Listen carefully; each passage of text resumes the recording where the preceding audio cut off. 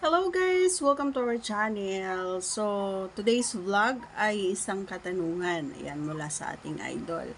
But before natin sagutin, ayan, mangilan tayo ng favor na please do subscribe and click our tiny notification bell so that you'll be updated every time we have a new upload videos. Disclaimer na rin mga idol, ang video ito ay para lamang po sa may bukas ang kaisipan. Kung wala po kayo nito, maaari na lamang po mag-skip at mamili ng mga videos na nararapat po para sa inyo. And ang ating pag-uusapan naman ngayon talaga ay hindi ko alam kung yung nagtanong nito ay may edad na rin. So, sasagutin natin ang kanyang katanungan.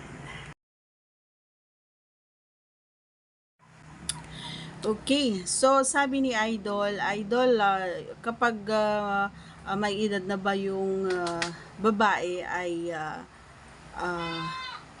wala na daw. Yun, ayaw na daw nila ng S. Yan ang kanyang, ayaw na ba daw ng S. Yan ang kanyang katanungan. So actually Idol, hindi naman kasi pare-parehas yung ano ng mga babae, no. So like for me, may edad na rin naman ako. So, masasabi ko hindi totoo na nawawalan ng ano, ng G. Oo, hindi siya nawawalan. Actually, mas ano nga mas uh,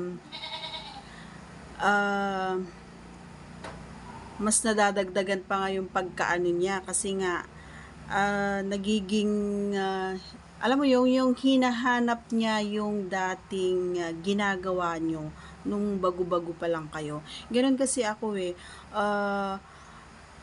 yung partner naman natin kasi is syempre may ano na, may edad na din. So hindi ko rin alam kung ano yung kapasidad niya pagdating sa So uh, hindi na siya para sa akin yung partner ko naman ang nawawalan ng ano, hindi ko alam kung bakit, pero hindi naman pwede na lagi ako yung mag-aaya, no. So parang nakakaano naman yun on my side kasi parang iniisip niya na ano ba naman to, kasi every time na nagsasabi ako sa kanya, alam mo ang sinasabi sa akin, puro yan na lang yung nasa isip mo, yan ang lagi niyang sinasabi. So parang napapahiya ako. So on my behalf, talagang hindi totoo na nawawalan, kundi mas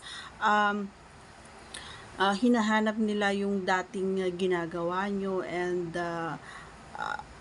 nag-aaral pa ako na kung ano yung magandang gawin, or alam mo yon yung mga dapat mas kumbaga yung mapanatili, kumbaga yung ano ng aking kapareha. Gawa nga ng 'di ba sabi ko nawawala na siya ng ano.